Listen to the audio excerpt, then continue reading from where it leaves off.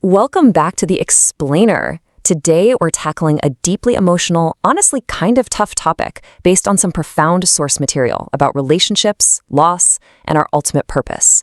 We have absolutely all been there. You trust someone, maybe you deeply loved them, and then, poof, they're gone. A friendship just fades away or a relationship abruptly ends with literally zero explanation. A colleague turns their back, a family member just walks away. It hurts. And the question that just keeps echoing in your mind is always the same. Why? Why let someone not important just disappear from your life? Well, today we are unpacking a source text that offers a biblical perspective on this exact kind of pain, and it's a perspective that's going to completely reframe how you look at loss. Okay, let's dive into this. The source asks a really compelling question that honestly creates a massive paradigm shift. What if they weren't taken from you, but removed for you? Think about it. We spend months, sometimes literally years, grieving relationships that, according to the text, God himself intentionally ended. We waste so much energy crying over doors that were shut on purpose. But what if the person who just walked out of your life wasn't taken from you as some kind of punishment, but was actually removed for you as a profound act of grace? Let's explore exactly how the source material breaks all of this down. Usually, we look at this through a totally standard human lens. We see a closed door, we feel rejection, we feel abandonment, we just see a harsh, painful ending. But the source introduces a radically different biblical perspective, and that is purposeful pruning. The text argues that once you actually understand the difference between those two things, you will absolutely never look at a painful goodbye the exact same way again. It's a total game changer for how we process people exiting our lives. All right, Section 1, the Divine Gardener Concept.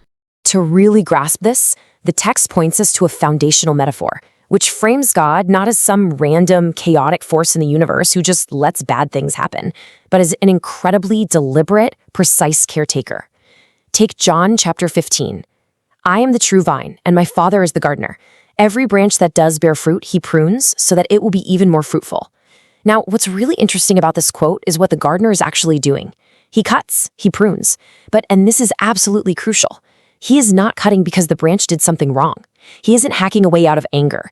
He's carefully removing dead weight because something greater is coming, and that dead weight will actively block the new growth from arriving. So, let's officially define this. The source formally defines divine pruning as the purposeful removal of people or things to allow for greater future growth. God is presented here as not random. Good gardeners don't just hack at a plant by accident, right? They remove things with incredible, future-focused purpose. And our source actually outlines 5 distinct, really eye-opening reasons why this divine pruning happens in our lives. Which brings us to theme 1, making room for destiny. The first major reason people are removed, according to the text, is that they are actively pulling you away from your destiny, or they are occupying space that desperately needs to be cleared. The source points to the historical narrative of David and Saul to prove this. David served King Saul faithfully, but Saul hunted him. He hated him. So God kept David at a distance. But this wasn't to punish David, it was to protect his future. As the text highlights, every single hour David spent trying to win Saul's approval was an hour stolen from becoming the king he was already chosen to be. Sometimes people in your life aren't necessarily evil, they just aren't assigned to your next chapter. God creates distance to protect your assigned future. We see this whole concept of making room again with Abraham in Genesis 12. God tells Abraham to leave his country, his people, and his household. Basically, leave first, details later. Abraham's past identity was completely tied up with the people of his past. He literally couldn't become who he was meant to be while surrounded by people who only knew him as who he used to be. God had to completely empty his space before he could fill it. When someone leaves your life, it's so incredibly easy to just sit there and stare at the empty chair. We've all done it. But the source asks us to reframe occupied space into room for something greater. God does not create empty room for absolutely no reason. The people who exited your life simply created the necessary space for your actual destiny to arrive. Something so much better is coming to fill what was just emptied. Moving right along to theme 2, protection and preparation. Now, I'll acknowledge right up front, this next part is a little hard to hear, but the source argues it is absolutely vital for growth. Look at the timeline of Joseph.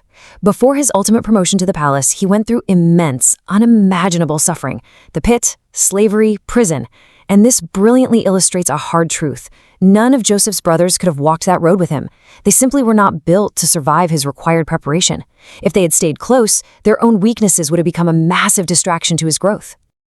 Which brings us to this really tough realization from the text. The people in your pit season are rarely the people in your palace season. I know that stings. But God sometimes removes people because the next season of your life requires a level of strength that their presence would have actually interrupted. This isn't abandonment, guys. It is God being incredibly meticulously precise about who can actually handle your next chapter. And that precision, it is ultimately all about protection. The source shifts focus to Psalm 121, highlighting that God watches over your life and keeps you from harm. You see, we only have the capacity to see where we are currently standing. We just see the immediate loss, the immediate pain. But God sees the entire road ahead, including all those unseen dangers lurking right around the bend. The text prompts a really challenging question. What were the unseen costs of that person staying in your life? It argues that the friend who suddenly walked away, they might have eventually walked you into a situation that would have destroyed your reputation. They might have led you to financial ruin or even caused a total loss of your faith. Sometimes the absolute most loving thing a caretaker can do is snatch something out of your hands before you even realize it's dangerous. This removal, it's framed as an act of profound protection. Let's dive into theme 3, the danger of idolatry. According to the text, this is the reason nobody wants to say out loud, because it requires us to look really honestly at our own attachments. Are you praying more about the relationship than about your actual purpose? Are you losing sleep over keeping a person instead of seeking your foundation? Sometimes we hold on to people so tightly that keeping them happy shapes our decisions more than anything else. When a relationship becomes an idol, it completely eclipses everything else you're meant to be focusing on.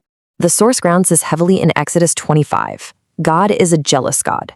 The author explains that he simply will not share his primary place in your heart indefinitely. So the crucial point is, when God allows something you are holding way too tightly to be removed, it's not to punish you, it's not to crush you, it is to reclaim his rightful place as your true foundation and to properly realign your life. All right, let's look at the resolution and the bigger picture. Let's tie this entire narrative arc together. To finalize this massive shift from feeling grief to finding purpose, let's rapidly recap the 5 core reasons from our source material. God removes people because 1. They are pulling you from your destiny. 2. They are occupying space that desperately needs to be empty for new growth. 3. They simply cannot survive your next phase. 4. The relationship became an idol. And 5. To protect you from unseen harm. This all leads to a grand, beautiful resolution found in Romans 8:28. And we know that in all things, God works for the good. The text emphasizes those 2 words heavily. All things. Not just some things, not just the fun, easy things. All things. And yes, that includes the painful losses, the violently closed doors, and the abruptly ended friendships. Every single person who left passed through a deliberate, purposeful plan first. It is all working toward a picture so much bigger than you can currently see. Because of this, the source offers some really clear, actionable advice on how to respond starting today. Step 1, stop trying to reopen doors that have been intentionally closed.